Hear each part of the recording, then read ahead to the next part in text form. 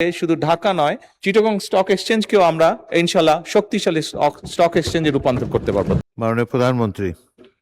ধন্যবাদ মাননীয় সংসদ সদস্য, আপনাকে আপনার প্রশ্নের জন্য। বিগত স্বৈরাচার ফ্যাসিবাদ সরকারের আমলে দেশের শেয়ার বাজারের ধারাবাহিক পতনের কারণ উদ্ঘাটনের লক্ষ্যে বিভিন্ন সময় বিভিন্ন বিশেষজ্ঞ, বিনিয়োগকারী সংগঠন এবং বিভিন্ন তদন্তকারী সংস্থার কার্যক্রম পরিচালনা করেছে।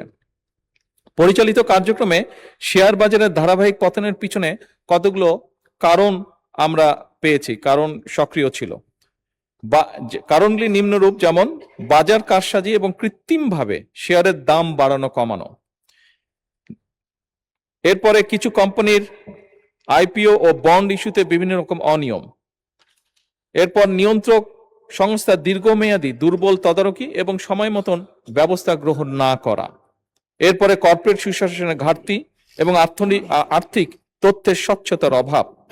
এরপর প্রাতিষ্ঠানিক বিনিয়োগকারীদের সীমিত অংশগ্রহণ এবং বাজার আস্থার সংকট। এরপর নীতিগত অসঙ্গতি এবং বিনিয়োগকারীদের মধ্যে অনিশ্চয়তা। এরপর পুঁজিবাজার বান্ধব কর নীতির অভাব।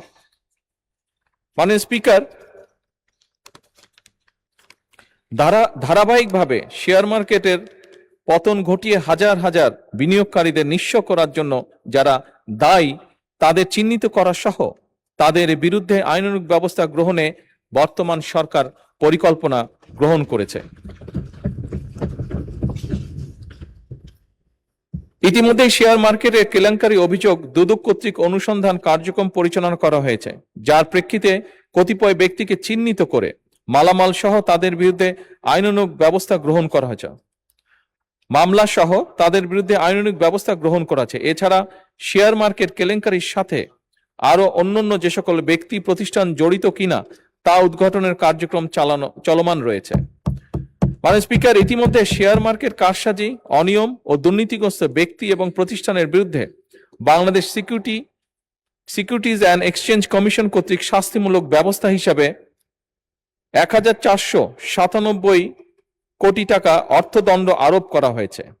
এছাড়া দায়ী বিভিন্ন প্রতিষ্ঠান এবং ব্যক্তিদের চিহ্নিতকরণে গঠিত তদন্ত কমিটির গঠন এবং প্রদত্ত প্রতিবেদনের ভিত্তিতে ব্যবস্থা গ্রহণের জন্য দুর্নীতি দমন কমিশনে প্রেরণ করা হয়েছে। মাননীয় স্পিকার, বর্তমান সরকার শেয়ার মার্কেটের স্থিতিশীলতা ফিরিয়ে আনা সহ বিনিয়োগকারীদের আস্থা পুনরুদ্ধারের জন্য বদ্ধপরিকর। সরকার ইতিমধ্যে বিনিয়োগকারীদের আস্থা বৃদ্ধিতে সুশাসন, স্বচ্ছতা, জবাবদিহিতা, পণ্যের বৈচিত্র্যকরণের মাধ্যমে বাজারের গভীরতা বৃদ্ধি, বিনিয়োগ শিক্ষার প্রসার ইত্যাদির মাধ্যমে উন্নত এবং টেকসই পুঁজিবাজার গঠনের উদ্যোগ গ্রহণ করেছে। মাননীয় স্পিকার, আপনি যদি গতকাল বা আজকের পত্রপত্রিকা খেয়াল করে থাকবেন, দেখবেন যে ধীরে ধীরে পুঁজিবাজারের অবস্থার পরিবর্তন ঘটছে এবং এটি ভালো করছে ধীরে ধীরে। মাননীয় স্পিকার, যে সকল কর্মসূচি এর মধ্যে অগ্রাধিকার দেওয়া হয়েছে তার দুই একটি আপনার সামনে আমি উল্লেখ করতে চাই। যেমন বিনিয়োগকারীদের আস্থা বৃদ্ধিতে সুশাসন, স্বচ্ছতা, জবাবদিহিতা নিশ্চিতকরণের লক্ষ্যে সরকার 4 জুন 2026 তারিখে পুঁজিবাজার বিষয়ে দক্ষ এবং অভিজ্ঞতা সম্পন্ন একজন চেয়ারম্যান ও 3 জন কমিশনারকে বাংলাদেশ সিকিউরিটিজ অ্যান্ড কমিশনের নিয়োগ প্রদান করেছে। নতুন কমিশন দায়িত্ব গ্রহণের পরপরই বাজারে বিদ্যমান ফ্লোর প্রাইস প্রত্যাহার করেছে। লাভজনক সরকারি মালিকানাধীন কোম্পানি সমূহের শেয়ার স্টক এক্সচেঞ্জে অফলোডের মাধ্যমে সরাসরি তালিকাভুক্তকরণে উদ্বুদ্ধ করা। এছাড়াও বহুজাতিক কোম্পানি সহ উচ্চ মূলধন সম্পন্ন কোম্পানি সমূহের শেয়ার স্টক এক্সচেঞ্জ অফলোডের মাধ্যমে সরাসরি তালিকাভুক্তকরণের সুযোগ সৃষ্টি করেছে। এসএমই কোম্পানি সমূহ ভালো মৌলভিত্তি সম্পন্ন কোম্পানি সমূহ পুঁজিবাজারে তালিকাভুক্ত করা।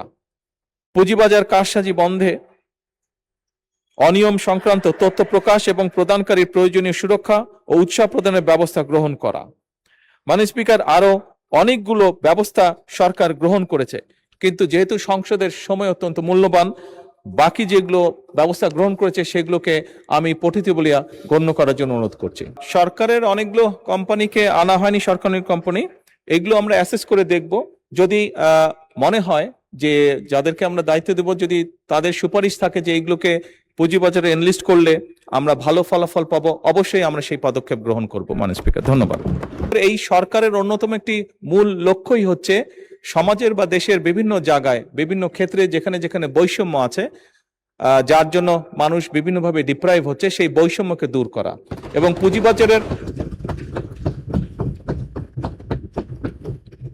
পুঁজিবাজারের ক্ষেত্রেও এই বিষয়টি প্রযোজ্য। মাননীয় স্পিকার, আমি একটু আগে মূল প্রশ্নের উত্তরে আমি বলেছিলাম যে আমরা কয়েকজন বিশেষজ্ঞ ব্যক্তিকে দায়িত্ব দিয়েছি, নিযুক্ত করা হয়েছে তাদেরকে সিকিউরিটি এক্সচেঞ্জে, এবং অবশ্যই আমরা আশা করি যে তারা আমাদেরকে সঠিক পরামর্শ দিবেন, যার ভিত্তিতে শুধু ঢাকা নয়, চিটাগং স্টক এক্সচেঞ্জকেও আমরা ইনশাল্লাহ শক্তিশালী স্টক এক্সচেঞ্জে রূপান্তর করতে পারবো।